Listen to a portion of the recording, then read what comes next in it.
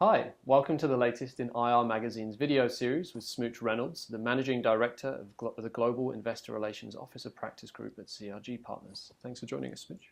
Thanks for having me, Ben. I always enjoy our conversations. Thank you. And in today's video, we're going to be discussing the slightly controversial subject of whether former sell-siders do IR better. This is inspired by some research that came from 3 North American academics at the end of last year that suggested that former sell-siders lead to improved financial disclosures, greater stock liquidity, and more institutional investor coverage.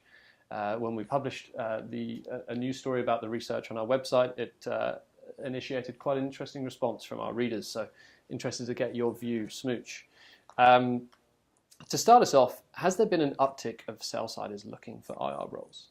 This is such an interesting question, Ben, and it's always a hot topic and a touchy one at that. Mm-hmm. I think anytime there's a disruption in the marketplace, we see a movement on the part of both sell-siders and buy-siders about possibly going into corporate IR roles. Mm-hmm. And someone obviously is going to feel displaced, which is the investor relations officer community.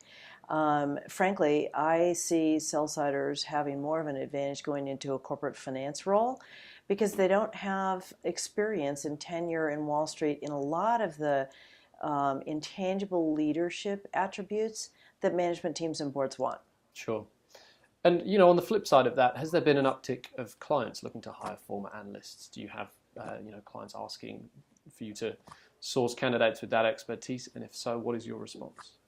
We really don't. Our clients aren't seeking to put sell-siders or anyone from Wall Street in the top job. Mm-hmm. But I think, our audience needs to remember that anytime there's a shift in the economy, Wall Street changes compensation, we always have this kind of herd mentality of securities lawyers, analysts, a variety of different people approaching us about corporate IR roles. Mm-hmm. And I think, some of our clients do ask us to entertain and evaluate sell-siders that might be covering their company as part of our candidate panel. So of course we do, but there's some inherent risks there and there's trade-offs. And so more often than not, they either end up hiring an IRO off of our IR candidate panel and maybe putting a sell-sider in a finance role, but rarely is it into the top job. Sure.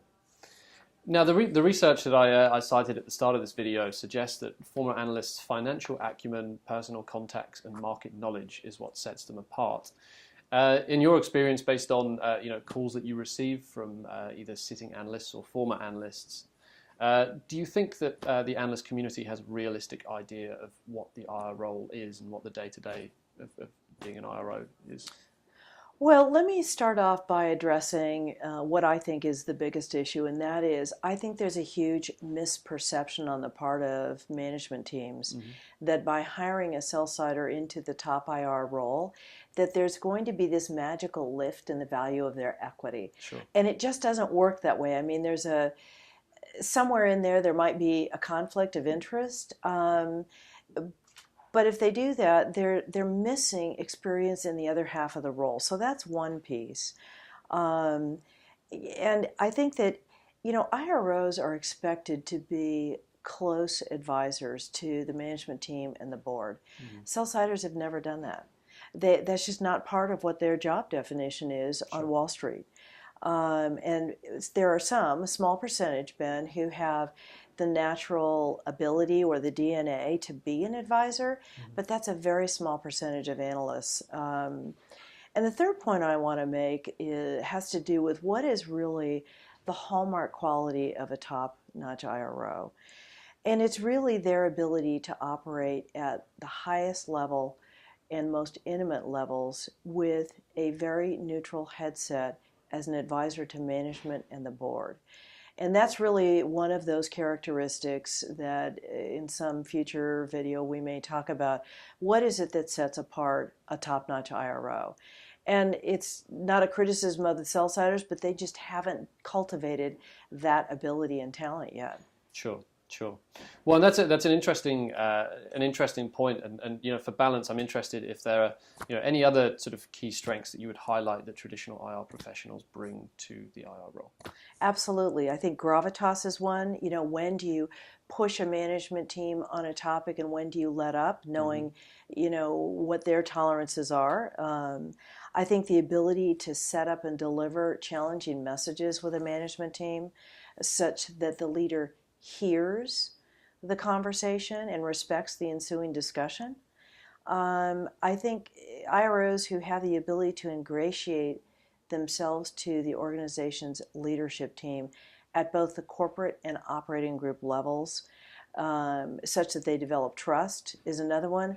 And the final one that I'll mention that I think is really important is an IRO's ability to glean nuances from the investment community by being an active listener and almost hyper perceptive.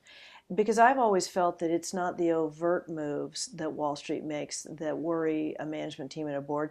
It's the nuances and what's in between the lines. Sure, sure. Now we will talk in other videos in this series about how IR is still a young profession, and that the definition of IR is still something that is sort of relatively new as we see it now.